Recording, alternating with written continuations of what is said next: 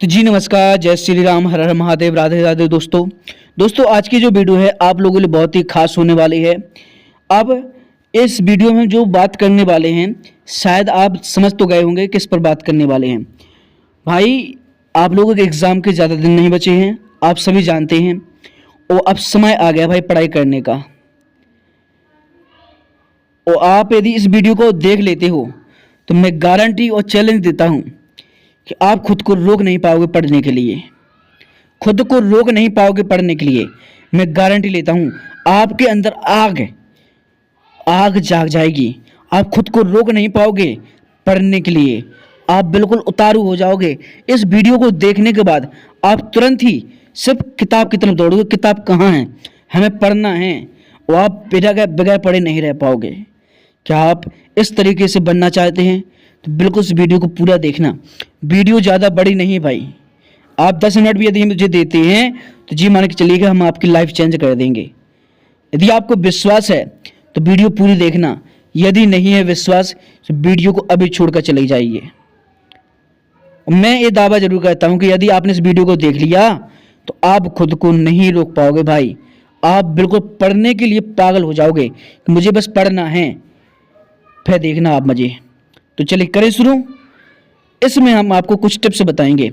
तो आप लोग से एक छोटी सी रिक्वेस्ट करते हैं कि यदि आपने अभी तक हमारे चैनल को सब्सक्राइब नहीं किया है तो चैनल को सब्सक्राइब कर दो, वीडियो को लाइक कर दो, और हो सके तो ज़्यादा से ज़्यादा लोगों तक इस वीडियो को शेयर कर दो। ये वीडियो आप लोगों के लिए बहुत ही खास है। इस वीडियो को ऐसे ही मत जाने दें, वीडियो को पूरा देखना। अब हम इधर उधर की बातें नहीं करते हैं, चलते हैं सीधे मुद्दे पर।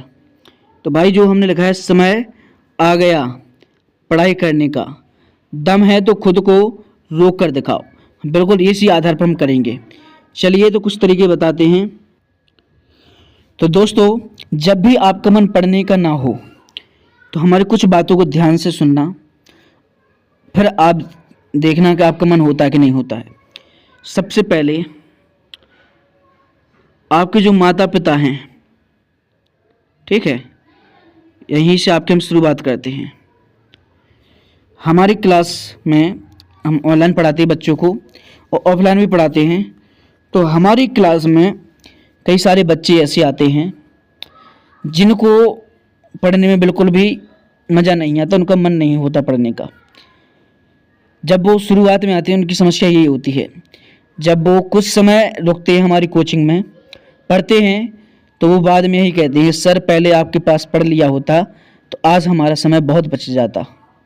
लेकिन हमने बोला अभी भी कुछ नहीं बिगड़ा, अभी भी आप बहुत कुछ कर सकते हो। तो हम शुरुआत करते हैं एक छोटी सी लड़की की। वो लगभग मान के चलिए हमारे हिसाब से तो छोटी ही है। वो लड़की पढ़ती है 10वीं और 12वीं, मान के 10वीं मान के चलिएगा। एक लड़की 12वीं में पढ़ती है। तो दोनों की समस्या सेम है। क्या है समस्या, थोड़ा इस पर भी आप ध्यान दीजिएगा, ठीक है। एक लड़की है जो 10वीं में पढ़ती है, उसकी स्थिति वास्तव में बहुत ख़राब है, गरीब है, बहुत गरीब है। कितनी गरीब है वो भी हम आपको बताते हैं।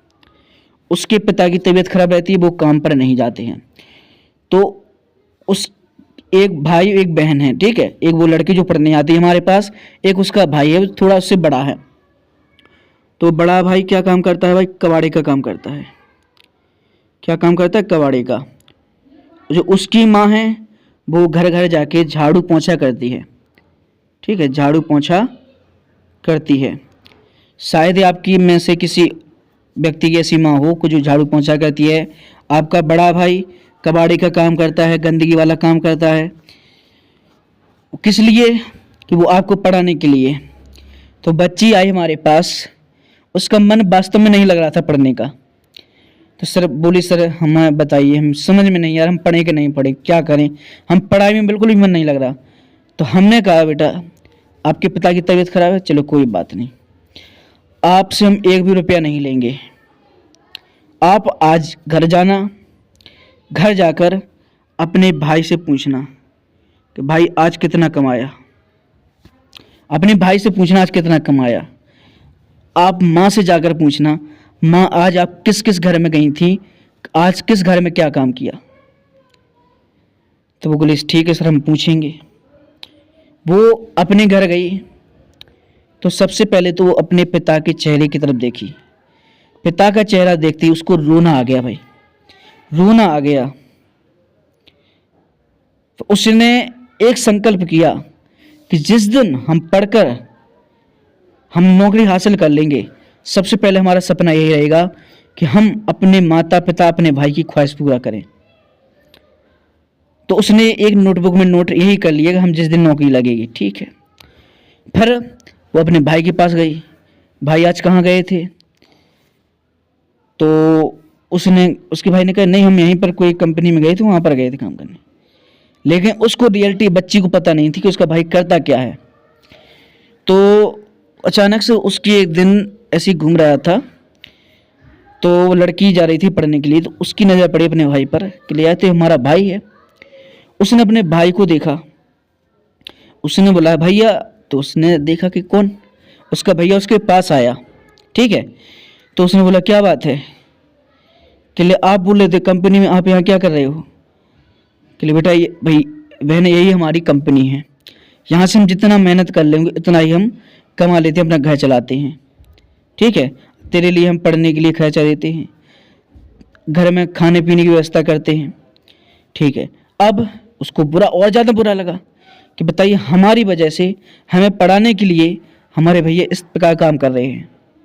फिर उसने अपनी माँ से पूछा कि माँ आज तूने क्या काम किया? तो उसकी माँ बोलती कि आज हम मास्टरनी के यहाँ गए थे, हमने उनके बच्चों के जो गंदे कपड़े होते हैं, जो पोटी वाले कपड़े होते हैं, जो और भी व्यक्ति उनके घर में गंदे, बहुत गंदे से गंदे कपड़े, वो मैंने धोए। क्यों धोए माँ? बेटा पैसे नहीं हैं घर में, आपके पिताजी की तबीयत खराब है, उनकी दवा के लिए पैसे चाहिए, घर में खाने पीने को नहीं है, उसकी व्यवस्था करनी पड़ती है। लाइट बिल, अब आप में से बहुत से बच्चे गांव से भी होंगे, लाइट बिल नहीं लगता होगा, लेकिन शहर में और कई ऐसे गांव भी जहाँ पर लाइट का बिल लगता है, लाइट का बिल देना पड़ता है, पानी का बिल लगता है। क्या करे बेटा, हमें पूरा देखना पड़ता है।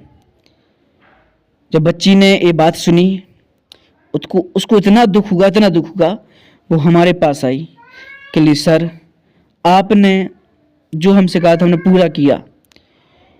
हमने बोला अब आपका पढ़ने का मन है कि नहीं है? कि ले सर, अब हमें भगवान भी रोके तो मैं नहीं रोक पाऊंगा। क्यों? क्योंकि उसने अपने घर की रियलिटी को देख लिया कि उसका घर कैसे चल रहा है। और जब वो पढ़ने बैठती थी तो उसको सिर्फ एक सपना रहता था कि मेरी नौकरी लगेगी तो मैं अपने घर की जो कंडीशन है सारी सुधार दूंगा, माँ को हम किसी भी घर में जाने नहीं दूंगा, भैया को कबाड़े का काम नहीं करना पड़ेगा, पिताजी की तबीयत है जो वो अच्छे से ठीक हो जाएगी, हम दवाई करवाएंगे, सिर्फ एक बार नौकरी लग जाए।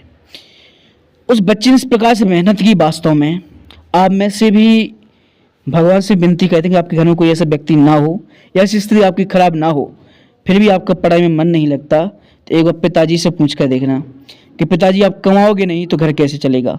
अपनी माँ से पूछेंगे आप खाना नहीं बनाओगी तो हम लोग कैसे खाएंगे।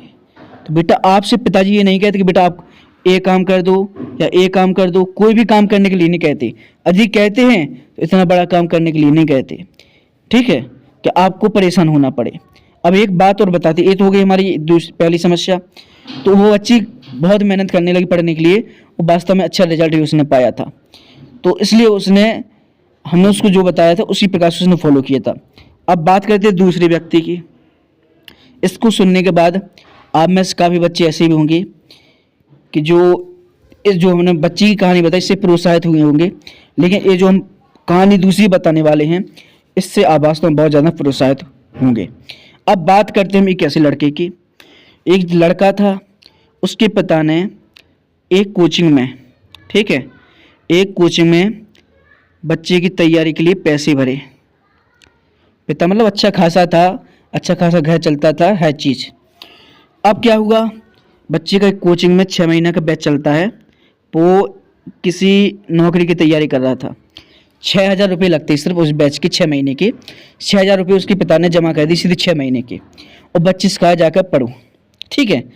तो बच्चे से कहा पढ़ा, बच्चा 2 दिन गया, 2 दिन के बाद बच्चे ने क्या किया भाई, छुट्टी मारना शुरू कर दिया।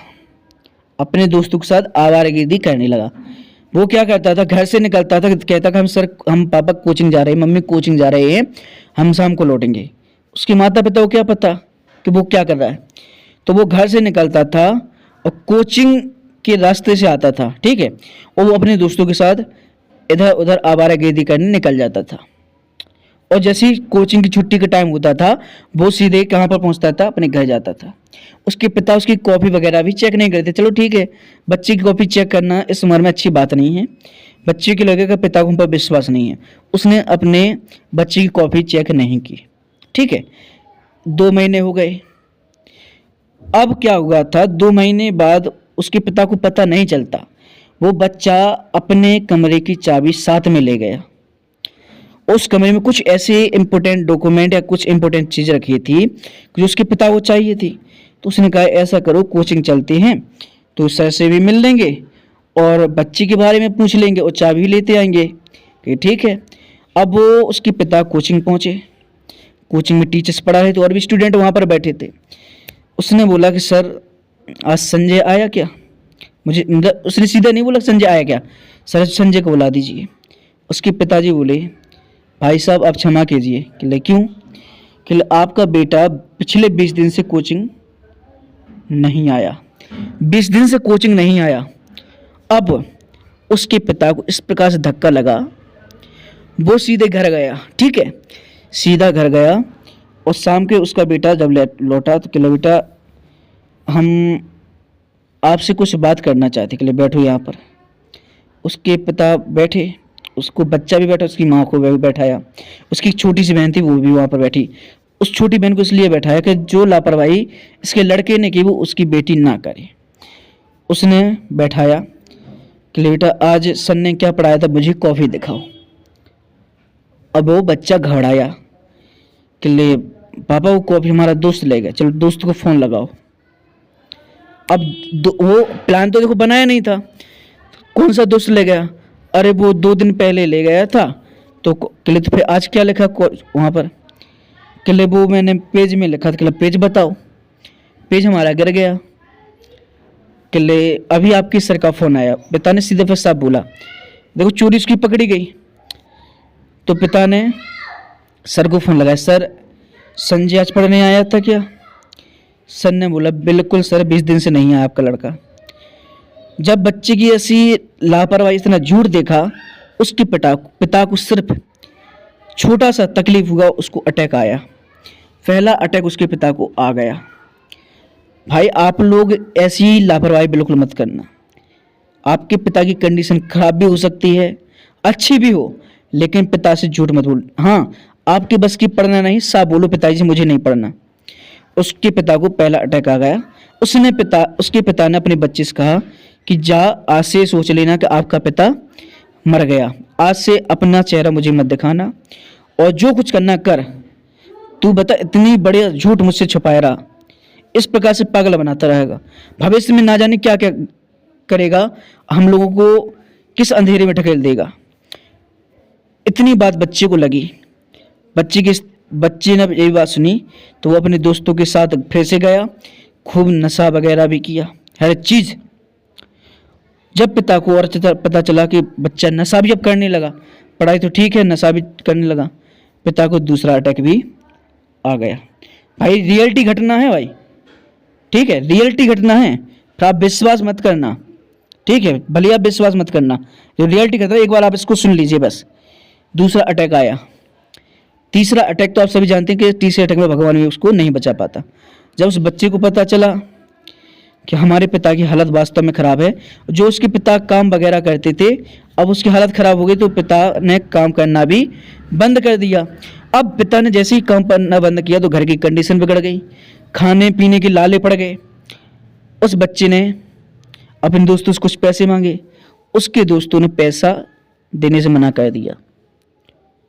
अब उसको असलियत समझ में आई कि यदि हम अपने दोस्तों के इस प्रकार से आवारागर्दी नहीं करते तो आज हमारे पिता की हालत ऐसी नहीं होती।